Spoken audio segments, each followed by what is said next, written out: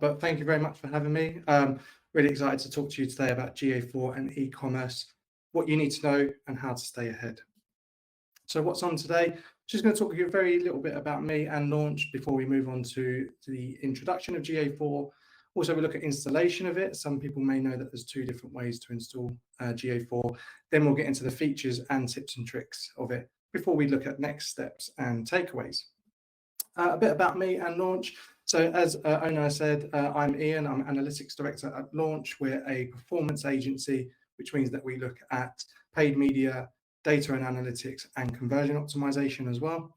I've been in the industry for around 10 years now, and I've worked for both agency and client side. I worked for some travel clients across the UK where they'd had holiday parks from all over the UK. And recently, before I joined Launch, I worked at Ordnance Survey, working on their flagship app of OS Maps. I originally started in SEO, so I have a bit of SEO knowledge as well, but this was way back when, and it's obviously changed quite a bit since then. But I really fell in love with the analytics and the reporting side of it, so therefore my career path naturally took me into analytics and data. And as you may guess, I absolutely love a spreadsheet. So we want to talk about the introduction of GA4. So firstly, here's a quote. GA4 is not just an upgrade, it's a game changer. It empowers businesses to unlock deeper insights and drive more effective decision-making by providing a unified view of their customer journey across all touch points. When I saw this quote, I thought this is amazing. This needs to be in my slide deck. It really does encapsulate what GA4 is and why it's such a difference from universal analytics. You'll be surprised who actually said this quote. It wasn't me. It wasn't anyone in my network. It was actually ChatGPT. So what we did was I simply asked ChatGPT, can you provide me a quote on GA4? And this is what it provided. This shows how far technology is going and also puts into perspective as to why GA4 is happening. But also, GA4 is such a huge change that if there's anything that you're unaware of, or anything that you need, there is resources out there using things like ChatGPT. You can ask them questions around what you might need to know, and it might point you in the right direction. I'll of course go through what I can today with GA4 and with some tips and tricks, but it can't cover everything. But just to know that there's so much out there, Google some questions, go onto YouTube videos, reach out to me on LinkedIn. There's so much that if you've got a question you can't find, there's a way of finding it. So what do we know about GA4? So firstly, GA4 is the latest version of Google Web Analytics. It brings several benefits for e-commerce businesses, including improved tracking accuracy, better understanding of user behavior across all devices, deeper insights into purchase patterns. It has machine learning built in, which is a great feature for a free tool. It is user-friendly with this interface. When we don't compare it to universal analytics, obviously, UA we've been using for years, people are familiar with it. When they look at how different GA4 is, I know some people get frustrated with it. So it really is a user-friendly interface once you get to know your way around it. And overall, it's an extremely smart platform which brings a competitive edge, especially for such a free tool. Brief history into Google Analytics. Way back when, Google acquired a company called Urchin, which was an analytics company. Recently, after that, they made Google Analytics, which was their GA1 as it was, and the data loaded synchronously. So that means that each piece of code would load one after the other as the page loaded. Obviously, that caused a bit of problem with things like bounce rate, and some tracking code didn't load in time. So then they moved to GA2, which was asynchronous, which loaded all the code at once in one top of the web page. That way, if a user was to land on the page and leave straight away, it should have tracked things like bounce rate. Fast forward to Universal Analytics, which is the GA3 version, to what we all know now, and that looks at enhanced user tracking, like different devices, so people visiting your website on mobile and tablet. But then it introduced things like enhanced e-commerce, add to basket, add to cart, remove from cart, items viewed, that kind of thing. And then we're now here. Back in 2020 was the official release date of GA4, which is the biggest change since Universal Analytics. It encompasses things like app data. Previously, Universal Analytics only had website data, and if you needed your app to be tracked, you needed to use a platform like Firebase. GA4 brings all of that into one, so you can see user journeys from app to website and back again. Why is it changing? As I mentioned, it's broken journey. So it's combining the user journey from app to website and from one device for the other. So if you're logged into things like Google Chrome, it will track you all the way through. Third-party cookies, as you may be aware, are going. So Universal Analytics relied heavily on third-party cookies. So they're being decommissioned and Google needed to adapt. And privacy concerns. So there's ongoing legal challenges with more privacy conscious users, and they needed to be considered as well. So Google Analytics 4 has things like thresholds and sample data. And for you, the importance of setting up GA4, well, firstly, as I mentioned, it combines all different platforms and the user journey to give a much more holistic view. It has machine learning built in, so it can give you real up-to-date, valuable information. It works hand in hand with things like Google ads. So if you're running ad campaigns and you're spending thousands of pounds a month on your ads and your campaigns, the data that Google is learning within GA4 can be pushed straight into Google ads, which will allow your campaigns to run more efficiently. And finally, Universal Analytics will be gone. It will be completely gone. So once the 1st of July hits, it will stop receiving any data. All the data will essentially just flatline. But then they will roll out a complete deletion of UA. So you'll be getting notifications with a 6-month warning, as it were, to say on this date, everything in Universal Analytics will be gone and it will just be GA4. I'll obviously share this slide deck after, but here's a quick table just to give an overview comparison of the two. And as I mentioned, UA works on things like sessions and page views. GA4 is events and more user engagement and machine learning as well. So firstly, let's talk about installation. So there's 2 ways to install GA4. Some of you may be familiar with this already. There's a G-Tag version or GTM, which stands for Google Tag Manager. Now, the reason I'm saying this is with G-Tag, it's one line of code added directly to the website by your developer, but it will track the basic metrics. Once it's done, you can't really change anything with it. You can't add anything bespoke. You probably need to speak to your developer to add any changes to it. And if they work on a sprint basis, you could be waiting weeks or even a month before the slightest change to happen for your data. The other way is through Google Tag Manager. And the good thing with this is we'll ask your web developer to add one snippet of code to the website that connects your website to Google Tag Manager. And then all of your tracking will be dealt with in the platform GTM, which agencies, marketeers, anyone that has any knowledge of GTM can work on. And it's at this point where we may not necessarily need the developer to do anything. If you wanted something to be tracked, you can do it in GTM and it's almost instant. You can publish it directly to the website. And this is roughly what it looks like. So someone will be on your website and they'll make an action, they'll do something. That data gets pushed through to something called the data layer. And then at that point, within GTM, it captures that data layer information. We or a marketer or anyone that has any insight into GTM will be able to create tags, triggers, and variables to push that information into different platforms, GA4, Google Ads, even things like Facebook, Pinterest, TikTok, anyone that uses event-based tracking. Don't get scared. This is a bit of code that we're showing. This isn't going to be too technical, but I did want to show you roughly an example of the data layer. Here we can see an event purchase. So this is someone that's been on your website and purchased something and it fires that event. Then you can see all of the information that we can capture at that point in the data layer that gets pushed through into Google Tag Manager, which then gets pushed through back into GA4 to help with your reporting. Things like currency, value, shipping, affiliation, even coupon codes. And then you'll also have an items array underneath it to really look at the details of the items that are purchasing. So it's just to give you an idea that actually all of this stuff can be pushed into the data layer and we can pull that back into GA4 if you know what's in there.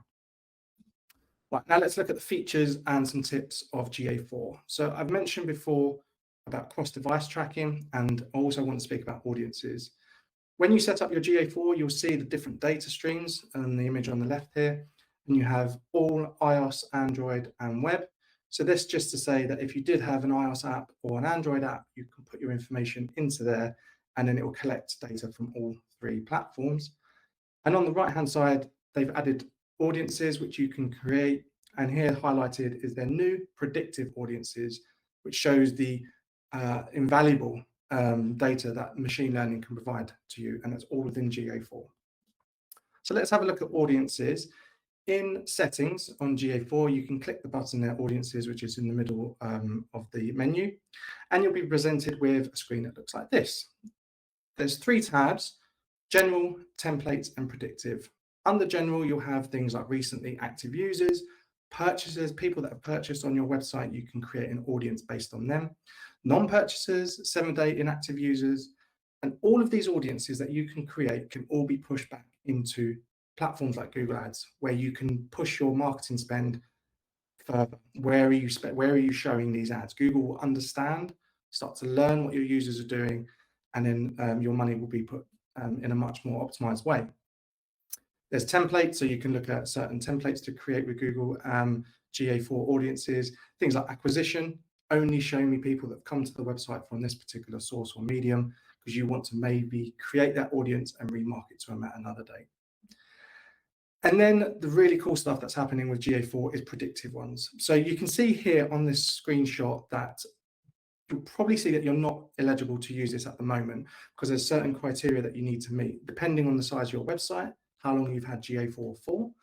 But if you look at the different audiences, you've got likely 7-day purchasers, predicted 28-day top spenders.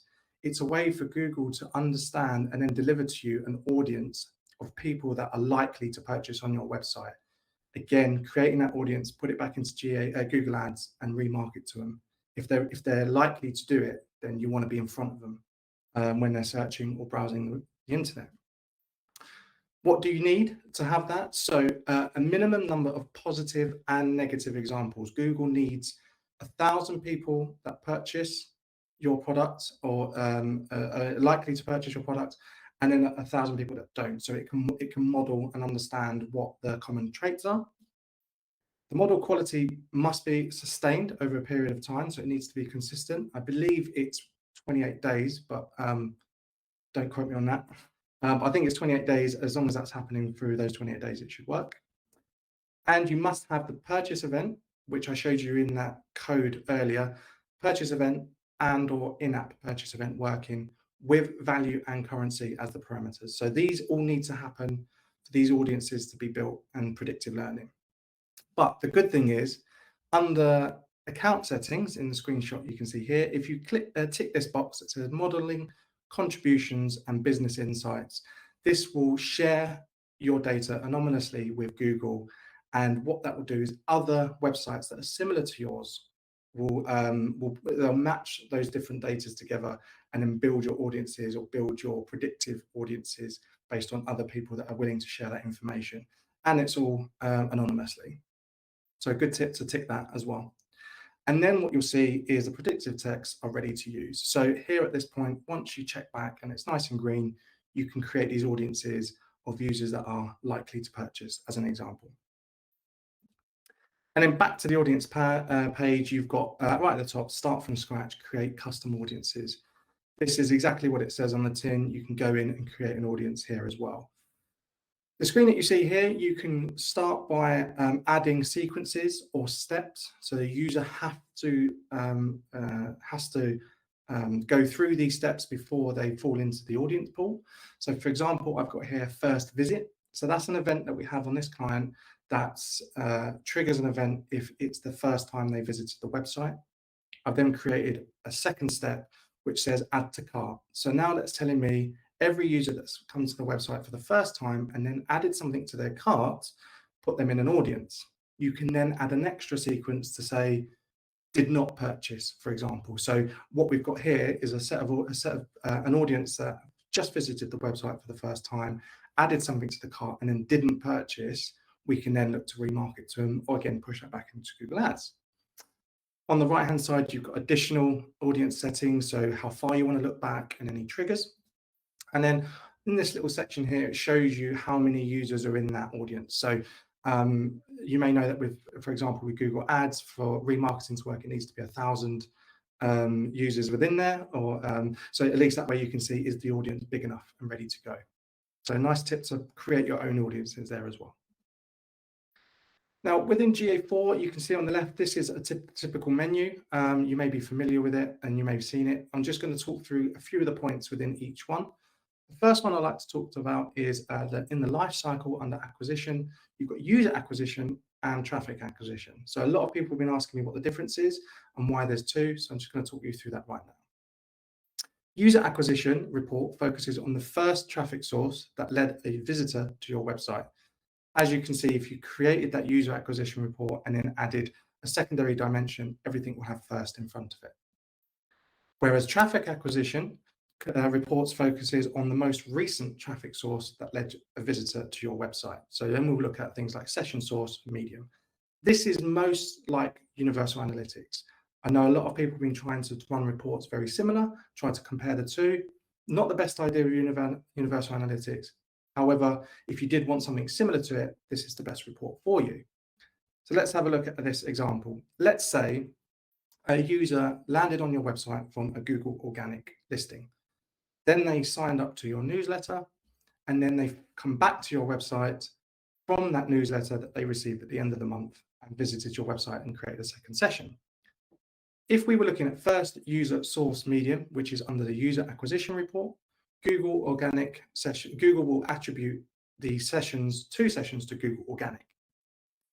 If we were looking at session source medium, which is under the traffic acquisition, Google will attribute one session to Google organic and one session to the email newsletter source medium, which is more like you'll see in universal analytics. So hopefully that does tidy up why there's two different reports. Always really useful to know that when you're reporting on traffic to board members or to anyone else in the team. Then I want to look at engagement, and in engagement, we've got events. So again, we've been speaking previously about purchase events and different events that you can fire within Tag Manager. And you can see in the screenshot, hopefully, you've got the one at the top is the purchase event, which is bringing revenue, but you can create all sorts of events, add to cart, begin checkout, click events, discount value, anything that you feel that you need to track on the website, certain call to actions, anything like that can be created as an event and pushed into Google Analytics using GTM. And the way that works is the top line there, you can see that Google Tag Manager will have a tag that pushes the configuration to GA4 that's created by your data stream. The one that beneath that is if a user interacts with your website, it fires an event that gets pushed into GA4, and then we can report on those events that happen in. So it's the way that Tag Manager controls everything, really. Also under engagement, I wanted to look at conversions, really important metric and really important report for a lot of people. In this screenshot, you can see the purchase event. That is set as default by Google as a conversion, so you can't change that. But then you might have anything like form submit, which are two of the most typical conversions to have on a website. With this, you can create different conversions based on what's important to you. So if you have a specific call to action that is a specific conversion to you, then we can create that event and push that into GA4 and say, hey, GA4, this is a conversion. If anyone does this, understand that this is where it's coming from, and then push that through to Google Ads as well. The way to do that is in the settings menu. There's a button that says conversions within there, just above audiences. And as you can see, when you create that event, you need to create the same conversion name within Google Analytics, and it's simply just ticking it yes or no. Do you want that to be a conversion? You can see purchase is grayed out because Google says that this is a conversion regardless. And then you can create email, click, generate lead, anything that's important to you can be set as a conversion. So you can have micro conversions as well. And then finally, on the monetization, I want to concentrate on e-commerce purchases here.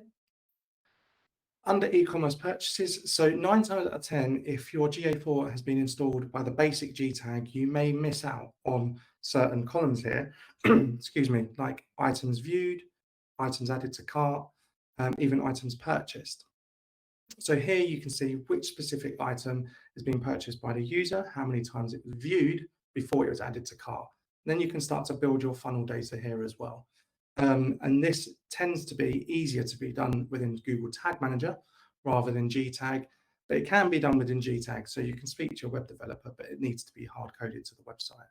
Again, another way of seeing within the reports what's really important with user journeys and in purchases as well. I wanted to talk about exploration reports as well. So in the main menu on the left, under reporting, you can see the button that says Explore. You'll be presented with this at the top. You can choose templates from Google with regards to funnel explorations, ones that are already pre-built that you can click to, or you can click blank and create your own one. Once you create your own one, you'll be given this screen. So on the left, we'll have the variables. In the middle, we'll have the tab settings. And then on the right, we'll show you your data. And you can simply just click add dimension, add metrics, add any segments you want, and you can build your report exactly how you want to see it. The best thing for this is you're not constrained by the reports in the other the reporting tab. You can create your own. Here's an example of one using the GA4 Google Merch Shop analytics account. As you can see on the left-hand side on the variables, you can name your exploration. So at the moment it's just untitled, but you can name it whatever you want. Create the date range, and then under dimensions and metrics, I've gone for a very simple report of session source medium, date, and first user source medium. And the metric I want there is product revenue. You simply drag and drop. Once you've selected your dimensions and metrics, you drag that and drop into the tab settings. You can see by the blue icon that I've selected the table, which is what is being displayed on the right. But you can change that to graph, pie charts, or however you want to make this look. Once you save this report and it's bespoke to what's interesting to you, then you can revert back to this at any time. It's your report that you can look for and look to do every day or every month. Now, I also wanted to go through some settings as well. There are a couple of housekeeping settings that I've noticed when auditing GA4 accounts or going through GA4 accounts or setting up a GA4 account as well. These are really small nuggets of information that you probably should know, and hopefully that is set correctly. So the first thing I want to look at here is data collection. When you click on data collection, you'll be presented with something that looks like this. And Google Signals data collection will tend to be off. So you need to turn this on, and that will provide you data like demographic data, age, sex, interests, and also location data of the users. This isn't set on automatically, so you need to go in and turn that on. But before you do, you have to adhere by Google's advertising feature policy. So there's a link here that says, please go to this website, make sure that your website is abiding by these rules. And if they are, please add that to your privacy policy page. So speak to your data controller, speak to anyone that's in control of your privacy policy, make sure that they are happy that your website follows by these rules, and then you can come back in and turn it on. If demographics are really important to you in universal analytics, it's important that this is turned on, otherwise you'll lose all of that data. You're probably not collecting it down if it's not turned on as well. And then the other setting that we have here is just underneath it is data retention. So with GA4, you can choose how long to retain the data for event data retention. It's two options. One is 2 months or one is 14 months. 2 months, I believe, is probably going to be a bit irrelevant for a lot of you because you won't be able to do year-on-year comparisons, especially in exploration reports. So it's important that you go into this setting and turn that to 14 months as well. But just as a side note, that is 14 months and that's it. So if you are interested in looking at previous years worth of data, in 3 or 4 years' time, you won't be able to look at this year's data at 14 months. So what you need to do at this point is to link your GA4 to a data warehouse. And the data warehouse that they're providing at the moment is BigQuery. I'm not going to go into BigQuery too much because it's probably deserving of a different webinar for that. However, it's a free link between Google Analytics and BigQuery. You can create a BigQuery project, create a Google Cloud account, then go into GA4 settings and just press the link button and link the two. What that does is it pushes your GA4 data into this data warehouse on a daily basis and stores that data for as long as you need it for.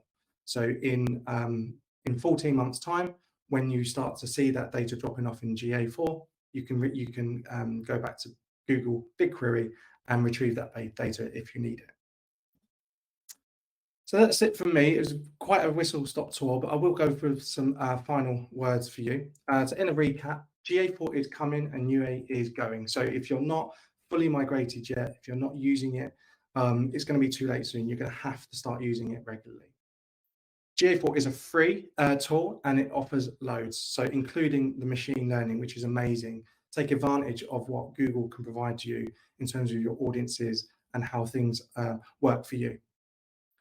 I would use GTM to install GA4. If you have GTag installed already, because if you've spoken to your developer and they've installed GA4 for you, chances are they've installed it via GTag. And if it's working, it's absolutely fine to keep GTag in there. You can either replace it with a GTM snippet or have both. But if you do have both, make sure that you're not duplicating your tracking. So the GTag will have things like page view tracking already in it. So don't put page view in your GTM if you're running both side by side. Ideally, I think remove GTag and have GTM in place. The data layer is your friend. Think about what is important to you as well. So as I showed previously, that information, all that code that sits in the data layer can get pushed into GA4. It's really important that we use that information. Anything that you think across your user journeys that you want to capture, chances are it can go into the data layer. Chances are we can push that back into GA4. Use the features wherever you can. Audiences, predictive audiences, if that's ready for you to use, then go ahead and start using them. And get familiar with the Explore reports. It's a nice way of understanding the different dimensions and metrics within GA4, building what's important to you. Don't compare UA to GA4, it's very different. Trying to remember why it's different. So if you're seeing loads of sessions on one particular channel in Universal Analytics and you're not seeing it in GA4, just remember that it's being probably tracked differently. Cookies will fall apart of that as well. So yeah, just try not to do a like-for-like comparison and just try to understand the differences between GA4. And embrace it. It needs to happen. As we said in my brief history of Google Analytics, the web is developing. GA4 needed to come in because cookies are no longer going to be a thing. Users go from app to websites all the time, and it needed to be brought in. So there's been talks about is there going to be an extension to the deadline? No, Google needs to do this. So embrace it and just start running your reports with GA4 as well. And then finally, next step. So speak to your marketing team or your web agency or your marketing agency about the tracking setup that you've got with GA4 and ask them, are they happy with it? Are they happy with what they've got and how it's setting up? Look around GA4 and familiarize yourself with it. Start to think about what you want tracked and what data you can collect to help you with your paid activity, for example. So if there's something that you're not seeing in GA4, just remember there's probably a chance that we can create an event for it and we can track it within GA4 to see it. Link GA4 to BigQuery, which you will create via a Google Cloud account, and begin to think about how this may help with your future analysis. So are you one that looked back at previous years? And have a plan for when UA is gone forever. So Google will roll out deletion of every UA property and view eventually. And they said they will give you 6 months notice. So in the worst case scenario, if they were to delete your Universal Analytics on the 2nd of July, they'll give you that notification for 6 months. So you'll have at least until the end of the year. If you are using data in UA on a regular basis, things like data from the pandemic, for example, the years over the pandemic, if that's important to you, eventually that will all go. So if you need that, have a plan of where that's going to go. I believe that Google will release a link to BigQuery for free, because I believe that BigQuery is going to be the hub that collects this data, the data warehouse. It's already got a free link with GA4. So I believe that they're going to do the same for Universal Analytics. They haven't released that yet, but look on LinkedIn, connect to me on LinkedIn. If I hear anything, I'll be certainly sharing it around as well. At the moment, you don't really need to do anything, but just have that plan in the future as well. So that was me. I had half an hour to do the talk. I've done it in 29 minutes, I think. So thank you very much for listening. I'm Ian Lewis, Analytics Director. Please visit launchonline.co.uk for any more material. And here's a QR code for my LinkedIn. If you've got 2 minutes, please scan it and connect. And thank you very much. I'll share the slides as well. Thank you very much, Ian. I think we have one question. Yeah. It's from Melissa, by the way. So for people that don't, if you had to use one and only one report in GA4, what would it be? This is for e-commerce directors, managers, and okay. So that's a good question because there's so many different reports. So under monetization, you've got overall or overview, and then you've got e-commerce purchases reports there. So I would certainly start with those first. However, in the exploration tab, you can create the report that's bespoke to you. So the question with that be is speak to e-commerce directors, managers, speak to your team and say what's important to you. Go and build it in the exploration tab, and then you've got your report for you that has that information. How complicated is GA4 in comparison to GA3? Good question, and it all depends on how you see complicated. I think what Google are doing is actually quite streamlined. It's actually quite effectful. It's completely different to GA3. So I think when GA3 was originally released, people may have had the same sort of reservations when they moved from previous GAs to GA3, especially when they brought in things like enhanced e-commerce. And when they released Google Tag Manager, that was a whole new thing to try and get your head around with GA3 as well. What GA4 is doing is trying to streamline everything, make sure it's cookie compliant, make sure it's ready for a cookieless world, and links all three devices for you, well, iOS, Android, with your apps as well. So it's not complicated if you use it for what you need to use it for. When I look at GA4 for today versus UA today, GA4 is a few hours behind. So UA, I can see this hour by, but GA4 only shows me to 6 a.m. today. Is that correct? Yeah, so GA4 takes some time for the data to come through. You'll notice if anyone has used anomaly detection within GA4, it will ping that there's been an anomaly of a drop in revenue, but that is because GA4 hasn't picked up yet. So it's a bit of a wasted feature at the moment, but that's because GA4 just needs time to catch up, and it just takes its time to push through to the servers and back again. As I mentioned, really difficult to compare UA and GA4. Almost try and step back from that and just go, what is GA4 telling me? What information can I get from there? Next question, is necessary something to see such graphs like in GA3? So I think what you're asking there is, can we see some of the graphs that we're seeing in GA3? The answer is yes, but again, the dimensions and metrics are different within GA4 to GA3. So if there was a report that you're using that has a graph of a line graph, for example, or a bar graph, you can create that in the exploration tab. So you can produce things that look like what you might see in Universal Analytics, but the data is going to be different. So again, take that step back, look at GA4 and go, right, what is important to me? Is it sessions? Then what sessions are important to me? The first session that the user comes to, or is it the last and every session that they interact with? And then start to build your report on that. Use the exploration report as well. That's the best tip I can use for that. Great, I think that's all the questions.